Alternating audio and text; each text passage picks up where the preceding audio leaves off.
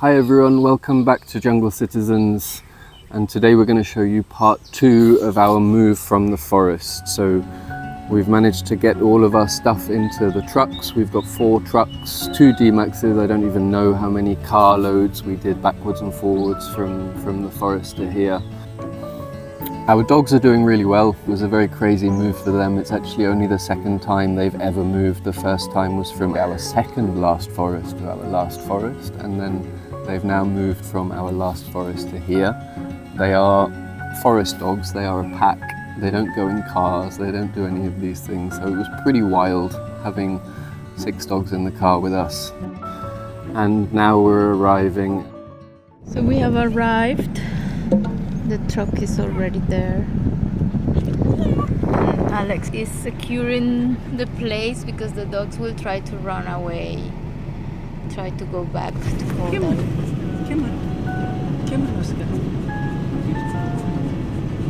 want to help her out? Who's next? Junie. Come, Junie. Come, Junie. Good girl. Yeah. Now we're arriving and we're starting to try and get all of our plants in and generally just get all of our stuff in order. So it's very easy to rip plants out, but it takes an awful lot more time to get them into the ground.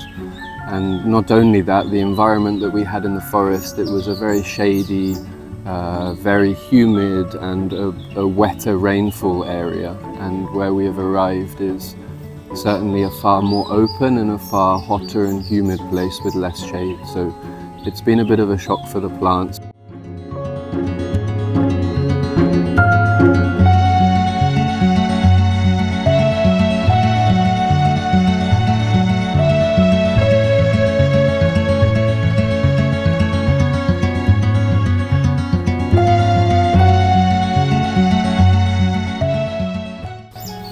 So we've planted an awful lot of our plants very quickly. We didn't have so much time to get as much of the footage as we'd have liked, because obviously we were just trying to get as many of the plants into the ground as possible. But we've planted a whole load of the heliconias, we've planted the big giganteum, the monstera skeleto, a whole bunch of the different philodendrons and anthuriums we've put in the ground. But now we're about 10 days after the move, and we still have lots of plants to plant because there were simply so many of them.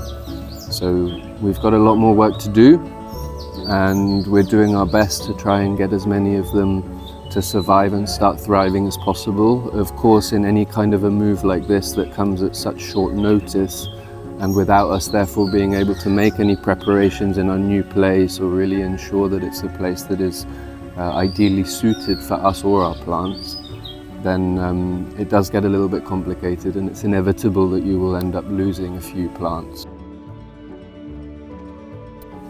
So we've started planting our plants in 4 different gardens in different places, and in the coming videos we're going to show you all of those gardens and how they're doing in the development and the planting and so on. For today we're just going to show you a few of the plants that we've planted here in these areas. These are the plants that you will have seen in some of those last videos. And yeah, let's go and see how they're doing. You coming, Junie? So we're going to start by showing you our massive esqueleto, or the top cut of our massive esqueleto. It now looks like this, which is super sad because it was so massive and happy there. But obviously the reality of taking top cuts is a lot of the plant and a lot of the roots are going to the bottom section. So you can see the size of what the leaves were, and we'll maybe put a picture up of what the size of this was before. This is the state now. So the next leaf that has come out, this is one that was in development in Kodal, in our last place. And you can see it's a lot smaller. It doesn't have the same length of the petiole, the leaf stem. And that's because of the shock, so it's a lot smaller. You can see there's a creeper growing up it, which I'm going to have to take off. So we've got these big roots that are going in the ground, and it will take a little bit of time for it to adapt and adjust to the location, but it's doing all right for the moment, even if it doesn't look so happy. As you can see, there's also tons of bird shit around here, so when we planted it here that wasn't the case. There's a really beautiful sort of banyan tree, albeit very covered with creepers, that we're going to have to deal with. But at some point it seems that some Indian water hens, I can't remember what they're called, these little wading birds have made or Indian pond herons have made their roosting spot above here, which means this area is absolutely full with bird shit, which doesn't look so nice, but actually it's quite good for the plants. It's a really rich source of nutrients, so it doesn't look so nice, but it's quite good for the plant. There's one more anthurium here. This is the Anthurium superbum hybrid. These guys are quite robust, so it seems to be quite happy. It's not sent out any new leaves. Oh yeah, it is. Look, it's just starting to send out a new leaf. There you go. There, let's see. So that guy's very happy, which is pretty cool. And then just in front here, this is one of the smaller portii. This was a portii that was in a pot, but it was in a pot in that really amazing nursery, so it's now kind of adjusting to life here. You can see also on the ground there's a lot more mulch that we need to get. We're probably going to cut back a lot of these the heliconias that were already here before we arrived, because there's just so many of them, and it allows us to cover the soil. You can see here, if we don't cover the soil, very quickly all these little plants and weeds come back, and these end up outcompeting the plants that we want to grow for nutrients. So all of these guys need to come out, and this is why the soil needs to be covered. This is one of the young Cyclanthus bipartita, so it gets a lot more sun here, which is why you've got all of this damage to the leaves, and still new leaves are coming. They are still getting damaged, which means that we're going to have to address the sun problem.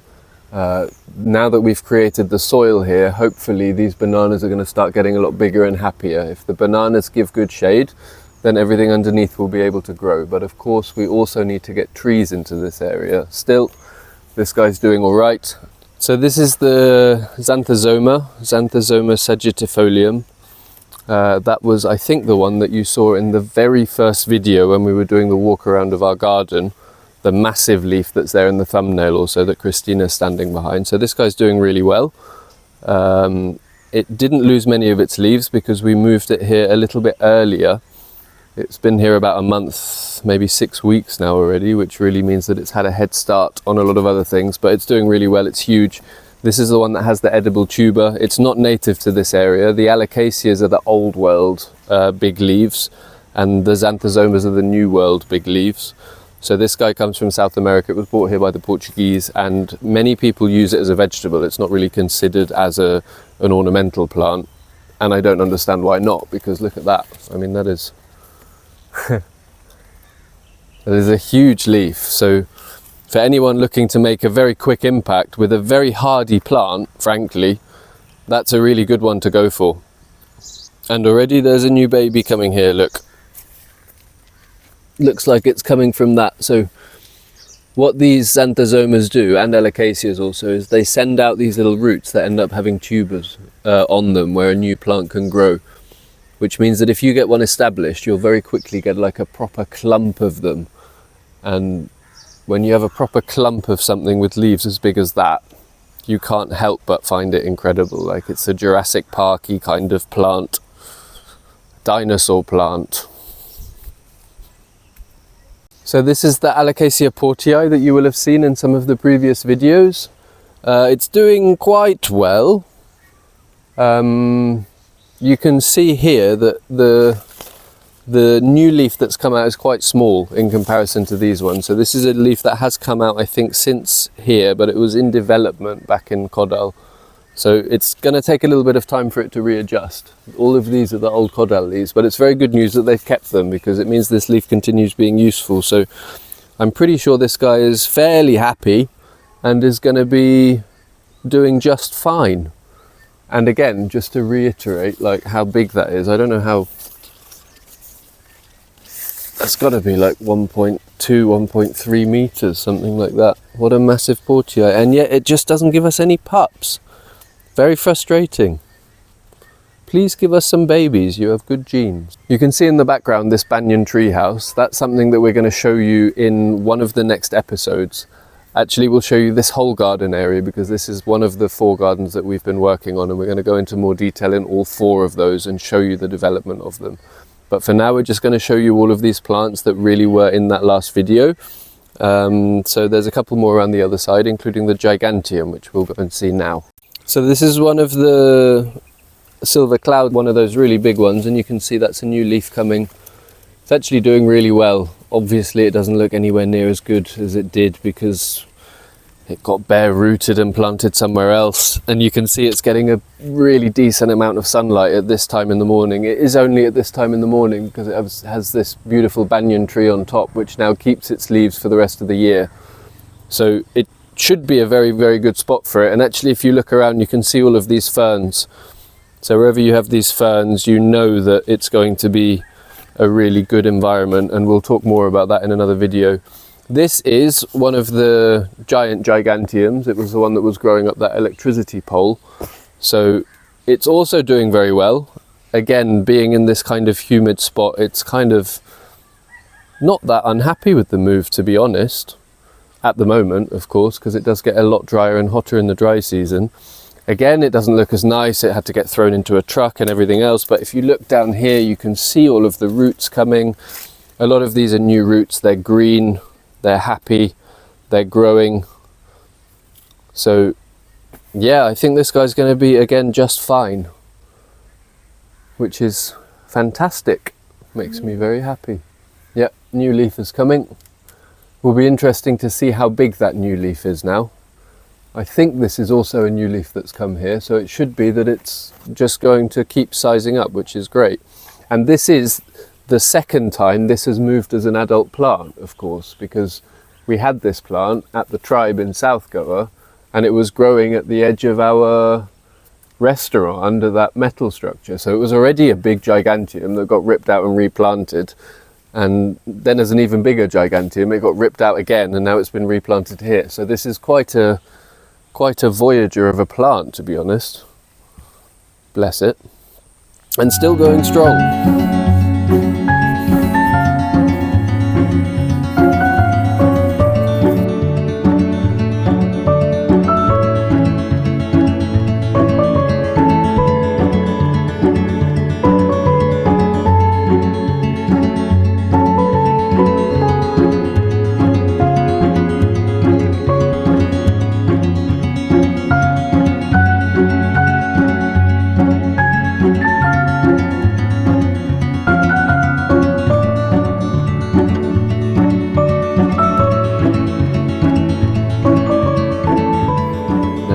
Things that are really important to point out. We've had a few questions of people asking, why are you taking the plants, or why are you ripping them out? Well, there's two reasons for that. The first reason is that the plants are literally the only thing that we have really of any kind of economic value. So we've been collecting plants now for the past 8 odd years, and they're the only thing that we really have that is worth anything, apart from an old scooter and an old 4x4 Suzuki Gypsy that's now broken and not working. So it wasn't possible for us economically to leave our plants. So that's the first thing. The second thing, which is actually equally important, is that so many of our ornamental plants are not native to this part of the world. That means they're not found in this forest. They're found in different forests around the world. Now, we keep them because we love plants and because we're trying to make an impact and to make people feel wonder and to see the beauty and the amazing reality of nature, and especially for people who perhaps aren't that naturally interested in nature. One of the biggest impacts that you can make to make people go, wow, is a massive leaf, or a variegated leaf, or a monstera leaf with lots of holes in it, or a bat flower that has a crazy flower. And these are all little things that we do in order to kind of invoke wonder and amazement in people. And that very often is the first little step towards people then really feeling like, okay, you know what, I want to learn more about the forest. I want to learn more about wildlife and plants and animals. But because they are not native species, there can be a risk of them naturalizing into the environment, potentially becoming invasive. Now, we do whatever we can not to keep invasive plants. So, for example, things like the Syngonium podophyllum, or the money plant known as Pothos epipremnum aureum or pinnatum, So there's a really amazing example in Sri Lanka, not amazing, very sad example in Sri Lanka called Udawafwakele. And this is a forest that has been completely taken over by that money plant there, Replanting aureum, and has done a vast amount of damage to the rainforest there. So it is our responsibility as conservationists, as restorationists, as people that are working fundamentally, first and foremost, for the environment, for the local ecology, for the local species and biodiversity, that we support those things and not the ornamentals that we are working with. So we had to morally take them out. Every single one of the native species that we planted in our last place, and that comes to the thousands of plants, and all of the native and endemic trees and plants that we nurtured through the restoration process, every single one of those stayed, because our role is to try and restore, rejuvenate, conserve, protect forests and wildlife. So we hope that makes sense. You might notice my face has changed and my shirt has changed. That's because a lot of the filming we did yesterday kind of didn't work because the phone decided it wasn't going to play. So we're having to refilm quite a lot of the things that we did yesterday, which is why in the next couple of videos you might see my beard growing and then shrinking very, very drastically. So guys, again, a huge heartfelt thanks, because it's been so amazing to have you guys on board.